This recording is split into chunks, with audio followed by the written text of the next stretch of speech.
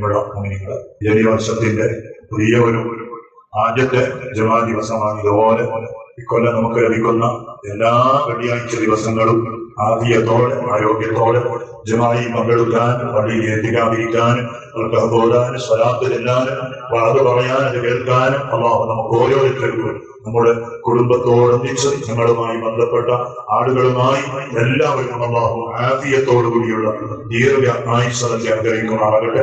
ആമീൻ. നമ്മുടെ ഖുതുബ ഇന്ന് അല്ലാഹുവിനെ കുറിച്ച് ഉള്ള വിശ്വാസം നമ്മുടെ ഹൃദയത്തിൽ ഉറപ്പിക്കുന്ന രൂപത്തിലുള്ള ഉപദേശമാണ് നമ്മോട് പറഞ്ഞത്. ഈമാൻ കാര്യത്തിൽ ആദ്യത്തെ വിഷയമാണ് അൽ ഈമാനില്ല, അല്ലാഹുവുമായുള്ള വിശ്വാസം. അത് റെഡിയായില്ലെങ്കിൽ നമ്മുടെ എല്ലാ കാര്യങ്ങളും പിന്നെ പോകാം. ആദ്യം നമ്മുടെ വിശ്വാസം ഉറപ്പാണ്.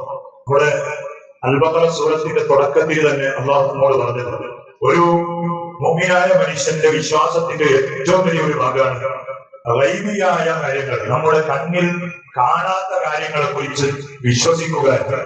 അതിൽ ഏറ്റവും പ്രധാനപ്പെട്ടതാണ് അള്ളാഹുമായുള്ള വിശ്വാസം. അള്ളാഹുവിനെ നമ്മൾ ആരും കണ്ടവരല്ല. അള്ളാഹുവിനെ കണ്ടവരുണ്ടോ? ആരെങ്കിലും ഇല്ല. നമ്മൾ കണ്ടവരുണ്ട്, കണ്ടിട്ടില്ല. പക്ഷേ അള്ളാഹു ഉണ്ട് എന്നതിന് ദൃഷ്ടാന്തമായി ലോകത്തിൽ പല രൂപത്തിലുള്ള അത്ഭുതങ്ങളും ഇവിടെ പടച്ചറപ്പ് പടച്ചു വെച്ചിട്ടുണ്ട്. അതിൽ ഏറ്റവും വലിയ അത്ഭുതമാണ് നമ്മുടെ ഒത്തുക പറഞ്ഞു ആദം നബി അലൈഹിസ്സലാമിന്റെ മോനെ ഈ ലോകത്തിലുള്ള ഒരുപാട് അത്ഭുതങ്ങൾ നിന്നെ അത്ഭുതപ്പെടുത്തിയിട്ടുണ്ട്. ലോകത്തിൽ ഒരുപാട് ആളുകൾ ഇടയ്ക്കിടെ കുടുംബങ്ങളുമായി ഫാമിലി ടൂറുകൾ ദുബൈയിലേക്ക്, അതുപോലെ ലണ്ടനിലേക്ക്, അതുപോലെയുള്ള ലോകത്തിന്റെ പല ഭാഗങ്ങളിലേക്ക് പറഞ്ഞെത്തുകയാണ്. എന്തിനു വേണ്ടിയിട്ടാണ്? അവിടെ ഒരുപാട് അത്ഭുതങ്ങൾ കാണാനുണ്ട്. ഒരുപാട് അത്ഭുതങ്ങൾ കാണുമ്പോൾ തന്നെ വലിയ ഒരു അത്ഭുതമാണ്. എന്നാലും ഉത്തര പറയുന്നു, ലോകത്തിൽ ഒരുപാട് അത്ഭുതങ്ങൾ നിന്നെ അത്ഭുതപ്പെടുത്തിയിട്ടുണ്ടെങ്കിൽ മനുഷ്യ, ഈ ലോകത്തിലുള്ള ഏറ്റവും വലിയ അത്ഭുതം ആരാണ്? ആദം അലൈഹിസ്സലാമിന്റെ മോനായ മനുഷ്യ, നീയാണ് ഏറ്റവും വലിയ അത്ഭുതം. മനുഷ്യരെക്കാൾ വലിയ അത്ഭുതം നില്ല ഈ ലോകത്തിൽ. അതുകൊണ്ടാണ് സയ്യിദുനാ റസൂലുള്ളാഹി സ്വല്ലല്ലാഹു അലൈഹി വസല്ലം തങ്ങൾ പറഞ്ഞത്, മൻ അറഫ നഫ്സഹു അറഫ റബ്ബഹു. ഒരുത്തൻ അവന്റെ ശരീരത്തെ കുറിച്ച് പഠിക്കാൻ തുടങ്ങിയാൽ, നമ്മുടെ ശരീരത്തിനുള്ളിൽ ബാഹ്യമായി കാണുന്നത് മാത്രമല്ലല്ലോ, നമ്മുടെ ശരീരത്തിന്റെ ഉള്ളിൽ പലതും അല്ലെ. പടച്ചറപ്പ് സത്താറാണ്. സത്താർ എന്ന് പറഞ്ഞാൽ എന്താ? വെറും പാപങ്ങൾ, ഞങ്ങൾ ചെയ്ത തെറ്റുകൾ, കുറവുകൾ മാത്രം മറച്ചു വെക്കുന്നവരല്ല. പിന്നെന്താ സത്താർ? സത്താർ എന്ന് പറഞ്ഞാൽ നമ്മുടെ ഉള്ളിൽ കാണാൻ പറ്റാത്ത ഒരുപാട് കാര്യങ്ങളുണ്ട്. അത് പുറത്ത് കണ്ടാൽ അത് വലിയ അപകടമാണ്. അതുകൊണ്ട് കാണാൻ അഴകുള്ളതിനെ പുറത്ത് വെച്ചു, കാണാൻ അഴകില്ലാത്തതിനെ നമ്മുടെ ഉള്ളിൽ വെച്ചു. അതാണല്ലോ നമ്മുടെ കണ്ണ്, നമ്മുടെ മൂക്ക്, നമ്മുടെ ചെവി, ഇതൊക്കെ കാണാൻ അഴകുള്ളതാണ്, കാണാൻ വളരെ ഭംഗിയാണ് അല്ലെ. അതിന് അല്ലാഹു തആല പുറത്ത് വെച്ച് നമ്മുടെ കൈ, നമ്മുടെ കാല് കാണാൻ മേടിക്കുന്നുണ്ട്. ആരൊരു പുതിയാപ്പിള നമ്മുടെ വീട്ടിലേക്ക് ഇപ്പൊ ഇന്ന് പുതിയൊരു കാലത്ത് സ്വന്തം ഒരു പുതിയാപ്പിള വരുന്ന സമയത്ത് അവന്റെ ഉള്ളിലുള്ള 2 കിഡ്നികൾ അത് പുറത്തെടുത്ത് ഒരു മാലയാക്കി അണിഞ്ഞിട്ട് നമ്മുടെ വീട്ടിൽ വന്നാൽ നമ്മൾ എന്ത് ചെയ്യും? പേടിച്ചു പോകും. എന്താ? കാണാൻ പറ്റലല്ല. നമ്മുടെ ഹാർട്ട്, നമ്മുടെ ഉള്ളിലുള്ള ലിവറുകൾ, നമ്മുടെ കിഡ്നികൾ, നമ്മുടെ ചോര അല്ലെ, വിയർപ്പ് നമുക്ക് പുറത്ത് കാണാൻ പറ്റും. ഓടിയാൽ വിയർപ്പ് പറ്റും. അതേ സമയത്ത് ആ വരുന്നത് ചോരയായാലോ? ചോരയായാൽ എന്താവും? അപ്പൊ ചോര കാണാൻ പറ്റിയതല്ല ഉള്ളിൽ വെച്ച്. അതാണ് സത്താർത്ഥം. മറച്ചു വെച്ചവർ എന്തിനെ? അഴകുള്ളതിനെ പുറത്തു വെച്ചു, കാണാൻ പറ്റാത്തതിനെ ഉള്ളിൽ വെച്ചു. അതാണ് സത്ത. വെറും പാവങ്ങൾ മാത്രം ഒളിപ്പിച്ചു വെക്കുന്നവർ എന്ന അർത്ഥത്തിലുള്ളതല്ല. അപ്പൊ നമ്മൾ ഖുതുബ പറഞ്ഞ ഈ ലോകത്തിന്റെ ഏറ്റവും വലിയ അത്ഭുതം എന്താണ്? നീയാണ്. മനുഷ്യന്റെ ജീവനാണ്. മനുഷ്യന്റെ ശരീരത്തിലുള്ള ഓരോ പാർട്സുകളാണ്. അത് നഷ്ടപ്പെടുമ്പോഴാണ് അതിന്റെ വാല്യൂ മനസ്സിലാവുന്നത് അല്ലെ. ഒരു ജീവന്റെ വിലയായിട്ട് നമ്മുടെ റഹീമിന് നാം സംഘടിപ്പിച്ചു കൊടുത്ത പൈസ എത്രയാ? നമ്മുടെ നാട്ടുകാർ, ലോകത്തിലുള്ള നല്ലവരായ മനുഷ്യരൊക്കെയും സംഘടിപ്പിച്ചു കൊടുത്ത പൈസ എത്രയാ? കോടിക്കണക്കിലുള്ള പൈസയാ. എന്താ? അതൊരു ജീവന്റെ വിലയാണ്. ഒരു ജീവൻ എന്ന് പറഞ്ഞാൽ അത്രയും വിലപ്പെട്ടതാ. അത് പറഞ്ഞു ഈ ലോകത്തിൽ ബുർജ് ഖലീഫയോ അല്ലെങ്കിൽ മറ്റുള്ള പുതിയ ഏതെങ്കിലും ടൂറിസ്റ്റ് കേന്ദ്രങ്ങളിൽ ആളുകൾ സംഘടിപ്പിച്ചു വെച്ച അത്ഭുതങ്ങളല്ല. അത്ഭുതം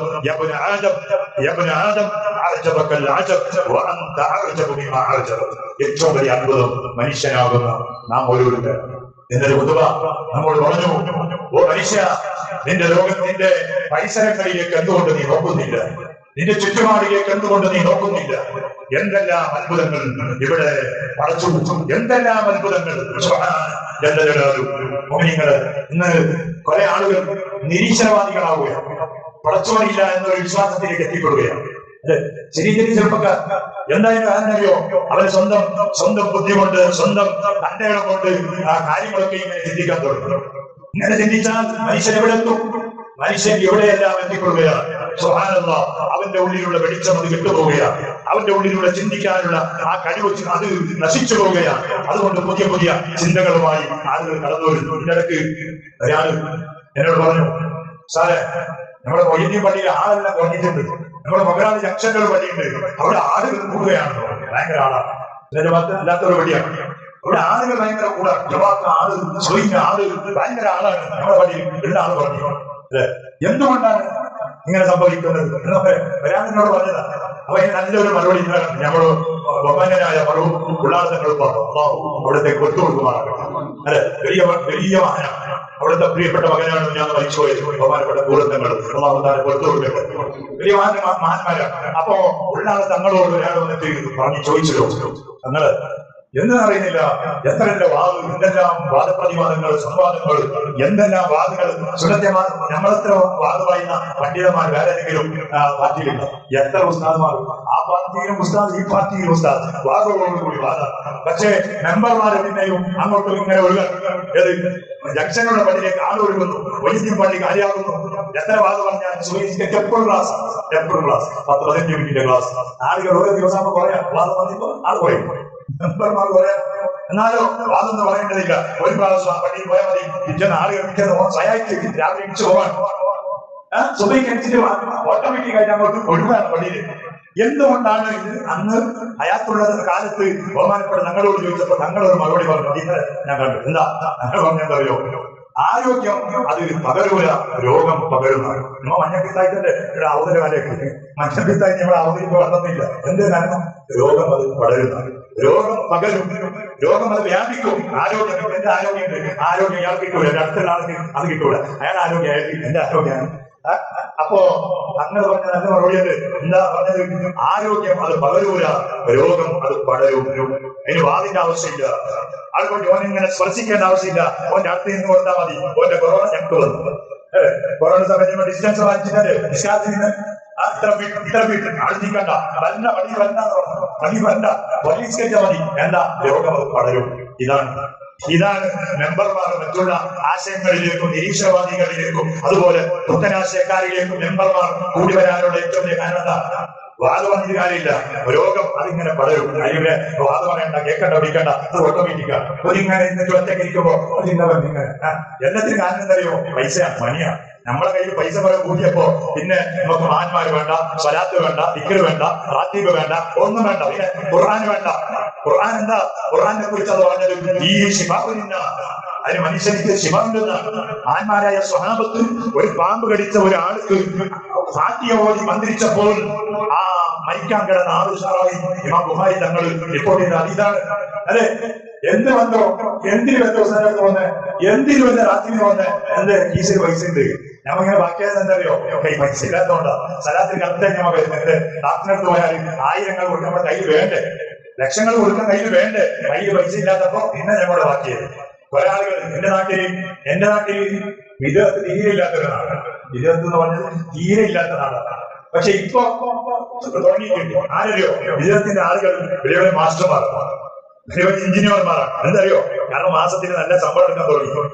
ശമ്പളം എടുക്കാൻ തുടങ്ങിയിട്ടാകുമ്പോ പിന്നെ പണ്ട് പഠിപ്പിച്ച ഉസ്താദുമാർ പണ്ടത്തെ മദ്രസ അതിനൊന്നും ആവശ്യമില്ല. ഇപ്പൊ എന്താ പണി വന്നാൽ എന്തെങ്കിലും ഡോക്ടറില് എന്തെല്ലാം ഡോക്ടറുണ്ട്, എന്തെല്ലാം ഹൈ ഡോക്ടർമാരാണ് ഉള്ളത്. സുബ്ഹാനല്ലാഹ്. ഇതാണ്. അപ്പൊ അതാണ് തങ്ങൾ പറഞ്ഞത്, രോഗം പടരും, ആരോഗ്യം പടരൂല. അപ്പൊ അതുകൊണ്ട് നിങ്ങൾ ചതിയിൽ പെട്ടുപോകണ്ട. ഒരാൾ കൂടുതൽ ഞാനൊന്ന് പോയി നോക്കട്ടെ, അടുത്ത അവസ്ഥ പോയി നോക്കിയാൽ പിന്നെ അതിന്റെ ആവശ്യമൊന്നുമില്ല, ഇഞ്ചക്ഷൻ കൊടുക്കേണ്ട ആവശ്യമില്ല. അത് ഓട്ടോമാറ്റിക് അതിന്റെ ക്രിമി നമുക്ക് കയറും. പിന്നെ നമുക്ക് വാര തുറന്നു, നേരെ പോയി പിന്നെ വാരാവാൻ തുറന്നു. അത് ചിന്തിക്കാൻ വേണ്ടി പറയാം. എത്രയോ ചെറുപ്പക്കാർ പെട്ടുപോയിട്ടുണ്ട്. നല്ല നല്ല ചെറുപ്പക്കാർ, നല്ല നല്ല ആളുകൾ. അവർക്ക് എത്ര വാദം പറഞ്ഞു കൊടുത്താലും എന്ത് കിതാബ് പറഞ്ഞു കൊടുത്താലും അവർക്കത് ഉള്ളിൽ കിടക്കുന്നില്ല. എന്തറിയോ? അത് അള്ളാഹുവിനെ കുറിച്ചുള്ള വിശ്വാസം ഉറക്കാത്തത് കൊണ്ടാണ്. അള്ളാഹുവിനെ കുറിച്ചുള്ള വിശ്വാസം കാരണം അള്ള ഇപ്പൊ നമുക്ക് റൂം പിടിക്കാൻ വേണ്ടിയിട്ട് എന്താ? അള്ള ഡയറക്ടർ ഒന്ന് റൂം പിടിക്കാൻ ആരാണ്? എന്താ അള്ള കുറിച്ച് അള്ളന്നെ ഒരാളെ എത്തിച്ചു, അതല്ലേ നമുക്ക് കറക്റ്റ് ഉണ്ട്. പിന്നെ അന്ന് ആദരിച്ച മഹാന്മാരെ കുറിച്ച് കുറച്ച് ഔലിയാക്കളെ കുറിച്ച് പറയുമ്പോ, മഹാന്മാരെ കുറിച്ച് പറയുമ്പോ, റസൂലുള്ളാഹിനെ കുറിച്ച് പറയുമ്പോ ഭയങ്കര ബേജാറാണ്. മലക്ക് വേണ്ടി, കാറ്റിന് വേണ്ടി, ഇടിക്ക് വേണ്ടി, മിന്നിന് വേണ്ടി അത് ഡയറക്റ്റ് അള്ളാഹ് ഇറക്കുന്നതല്ല. അതിന് ഒരു മലക്കിനെ അത് നിശ്ചയിച്ചിട്ടുണ്ട്. ആരാണ്? സയ്യിദുനാ മീകായിൽ. ഖുർആൻ, നാം ഓതുന്ന ഖുർആൻ അത് നേരിട്ട് അള്ളാഹ് മൂസാ നബി അലൈഹി സ്വലാമിനോട് സംസാരിച്ചതുപോലെ റസൂലുള്ളാഹിക്ക് പറഞ്ഞു കൊടുത്തൂടെ ഖുർആൻ? എന്തുകൊണ്ട് ഇടയിൽ ഒരു ജിബ്രീലിനെ വെച്ചു? ജിബ്രീലല്ലേ വഹീന്റെ ആള്.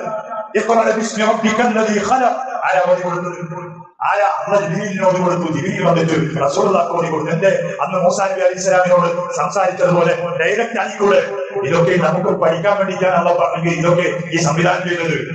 ബദർ യുദ്ധത്തിൽ വെച്ച് നമുക്ക് പരിശുദ്ധമായ ഖുർആനാണ് ആയിരക്കണക്കിനുള്ള മലക്കുകളെ ഇറക്കിയിട്ടാണ് അള്ളാഹു തആല മുസ്ലിമീങ്ങൾക്ക് വിജയം കൊടുത്തത്. എന്റെ നേരിട്ട് ഇതൊക്കെ ചെയ്യുന്ന അള്ളാഹ്ക്ക് ഡയറക്റ്റ് ആയിട്ട് ഇങ്ങനെ ചിന്തിക്കൂടെ അള്ളാഹ് എന്ന മലക്കിനെ ഇറക്കിയത്?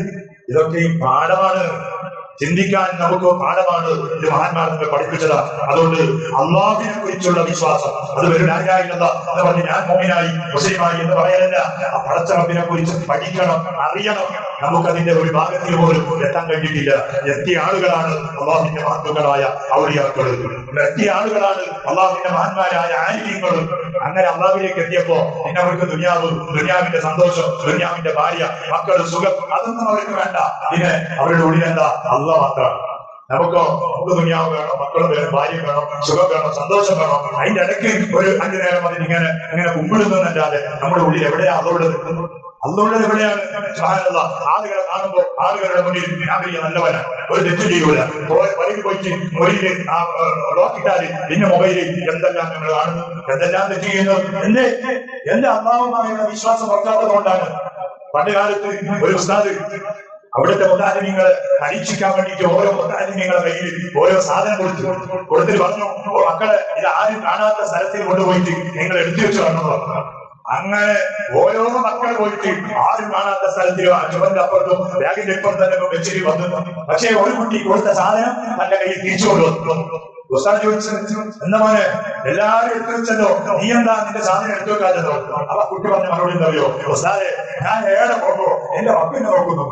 ഞാൻ ഏടെ പോയാലും, ഏത് ചുമന്നപ്പുറത്ത് പോയാലും, ഏത് ഉള്ളിൽ പോയാലും എന്റെ റബ്ബെന്നെ കാണുന്നു. റബ്ബ് കാണാത്ത ഒരു സ്ഥലം എന്റെ മുന്നിൽ ഇല്ല ഉസ്താദെ. അതുകൊണ്ട് ഇതാ നിങ്ങളുടെ സാധനം നിങ്ങളുടെ കയ്യിൽ എത്തിക്കുകയാണ്. ആ കുട്ടിയാണ് തന്റെ ഇടമുള്ള കുട്ടിയെന്ന് ഉസ്താദ് പറഞ്ഞു. അല്ലെ? നമുക്കൂടെ അവിശ്വാസം ഇല്ലാത്തവരാണ്. അതുകൊണ്ട് അല്ലാഹുമായുള്ള വിശ്വാസം നല്ലോണം പറക്കണം, നല്ലോണം പറക്കണം. സുബ്ഹാനല്ലാഹ്. അതില്ല എങ്കിൽ നമ്മുടെ ദുനിയാവും നഷ്ടത്തിലാണ്, നമ്മുടെ ആഖിറവും നഷ്ടത്തിലാണ്. അല്ലാഹു നമ്മെ സലാമത്താക്കട്ടെ. പരിശുദ്ധമായ മുഹറം, ആ മുഹറമിന്റെ നോമ്പ് വലിയ മഹത്വമുള്ള നോമ്പാണ്. മുഹറം 1 തൊട്ട് 10 വരെ നഹസിന്റെ ദിവസങ്ങളൊന്നുമല്ല. കല്യാണം കഴിക്കാൻ പാടില്ല, ഓരോ കഴിക്കാൻ പാടില്ല, സ്വലം കല്യാണം കഴിക്കാൻ പാടില്ല, നല്ലതൊന്നും ചെയ്യാൻ പാടില്ല എന്നൊക്കെ ഈ പലരും പറയുന്നുണ്ട്. ഒരിക്കലും അത് തെറ്റാണ്. നല്ല ദിവസങ്ങളാ, വലിയ ബറക്കത്തുള്ള ദിവസങ്ങളാ. ഇതിനങ്ങനെ എന്തുകൊണ്ട് അങ്ങനെ പറയുന്നു എന്നറിയോ? നമ്മുടെ മുൻഗാമികൾ മുഹറം 1 തൊട്ട് 10 വരെ അവർ നോമ്പൊടിച്ചവരായിരുന്നു. 9, 10 മാത്രമല്ല, മുഹറം 1 തൊട്ട് 10 വരെ അവർ നോമ്പൊടിച്ചവരായിരുന്നു നമ്മുടെ മുൻഗാമികൾ. അപ്പോ ഏതെങ്കിലും ഒരു സദ്യ നമ്മുടെ വീടുകളിൽ ഉണ്ടാക്കുമ്പോ നല്ല ആളുകൾക്ക് ഭക്ഷണം കഴിക്കാനുള്ള ഒരു അവസരം നഷ്ടപ്പെട്ടു പോവുകയാണ്. എന്റെ ഉസ്താദിന് നോമ്പാണ്, അയാൾക്ക് നോമ്പാണ്, അതുകൊണ്ട് പരിപാടി വേണ്ട എന്ന് നീക്കി വെച്ചവരായിരുന്നു. അതല്ലാതെ ഈ ദിവസത്തിന് ബുദ്ധിമുട്ടുണ്ടായതുകൊണ്ടല്ല. ദിവസം നല്ല ദിവസങ്ങളാണ്. ആദം നബി അലൈഹിസ്സലാമിനുള്ള വളർച്ച ദിവസമാണ്. സുബ്ഹാനല്ലാഹ്. ഒരുപാട് മഹാന്മാരായ അമ്പിയാക്കൾക്ക് സന്തോഷവും സലാമത്തും കൊടുത്ത ദിവസം മുഹറം 10. അതിനോടനുബന്ധിച്ച് 10 മാത്രമല്ല, റസൂലുള്ളാഹി തങ്ങൾ അവസാനത്തെ ആയുസ്സിന്റെ അവസാനത്തെ കൊല്ലത്തിൽ പറഞ്ഞു, അടുത്ത കൊല്ലം ഞാൻ ഹയാത്തോടെ ഉണ്ടെങ്കിൽ മുഹറം 9 നോമ്പ് ഞാൻ പിടിക്കുമെന്ന് സയ്യിദുനാ റസൂലുള്ളാഹി തങ്ങൾ പറഞ്ഞു. പക്ഷേ അടുത്ത റബീഉൽ അവ്വലാകുമ്പോൾ റസൂലുള്ളാഹി ഈ ലോകത്തിൽ വിട പറഞ്ഞു പോയി. അതുകൊണ്ട് മുഅ്മിനീങ്ങൾ 9, 10 അൽഹംദുലില്ലാഹ് ഒരുപാട് ആളുകൾ മുഹറം 1 തൊട്ട് തന്നെ ഒരുപാട് ഉമ്മമാർ നല്ലവരായ മുഅ്മിനീങ്ങൾ നോമ്പ് പിടിച്ചുകൊണ്ടിരിക്കുകയാണ്. നാട്ടിൽ അവർ ചെയ്യുന്ന അമലുകൾ അല്ലാഹു കബൂലാക്കുമാറാകട്ടെ. ഒരുപാട് മഹത്തുക്കളായ സ്വാലിഹീങ്ങൾ നമ്മിൽ വിട പറഞ്ഞു പോയി. നമ്മുടെ അടിയാർക്കാണൂർ മഹമ്മദാജിയുടെ പ്രിയപ്പെട്ട മകൻ അബൂബക്കർ ഹാജി വലിയ പണ്ഡിതനായിരുന്നു. മുഹറം 10 കുറച്ച് ദിവസം മുമ്പ് മരിച്ചത്. ഞാൻ നമ്മുടെ ബഹുമാനപ്പെട്ട ഉള്ളാൾ തങ്ങളുടെ പ്രിയപ്പെട്ട മകൻ കൂറത്തങ്ങൾ, അതുപോലെ നമ്മുടെ വളപ്പട്ടണ ഭാവി ജമലുദ്ദീൻ നമ്മുടെ ഇവിടുത്തെ ഹാജിതങ്ങൾ, ദ്വാരങ്ങൾ, അവരുടെ ഈ കുടുംബം അവർക്കൊക്കെയും കൊടുത്തുകൊടുക്കുമാറാകട്ടെ. നമുക്ക് നേതൃത്വം തരുന്ന നമ്മുടെ സുന്നത്ത് ജമാഅത്തിന്റെ എല്ലാ ആലിമീങ്ങൾക്കും സയ്യിദന്മാർക്കും ബഹുമാനാക്കൾക്കും അല്ലാഹു ആഫിയത്തോടുകൂടിയുള്ള ദീർഘ ആയുസ്സ് നൽകി അനുഗ്രഹിക്കുമാറാകട്ടെ. റബ്ബേ, നമുക്കും നമ്മുടെ ഭാര്യ, മക്കൾ, കുടുംബങ്ങൾ, നമ്മുടെ നാട്ടുകാർ, സ്നേഹിതന്മാർ, ഞങ്ങളെ സഹായിച്ചവർ, ഞങ്ങളെ സന്തോഷിപ്പിച്ചവർ, ഞങ്ങളുമായി ദുആ വസിയ്യത്ത് ചെയ്തവർ, നമുക്ക് ഭക്ഷണം തന്നവർ, വെള്ളം തന്നവർ, നമ്മുടെ മക്കളുടെ സന്തോഷം ആഗ്രഹിച്ചുകൊണ്ട് പല രൂപത്തിലുള്ള സഹകരണങ്ങൾ ഞങ്ങൾ ഉമ്മമാരോട് സാധന്മാരോട് ചെയ്ത എല്ലാ ആളുകൾക്കും റബ്ബേ നിന്റെ പൊരുത്തത്തിലായി ആഫിയത്തോടു കൂടിയുള്ള ദീർഘായുസ്സ് നൽകി അനുഗ്രഹിക്കണേ അല്ലാഹ്. ആമീൻ. ഇലാ ഹദ്റത്തി നബിയിൽ മുസ്തഫ മുഹമ്മദിൻ الفاتحة. أعوذ بالله من الشيطان الرجيم. بسم الله الرحمن الرحيم.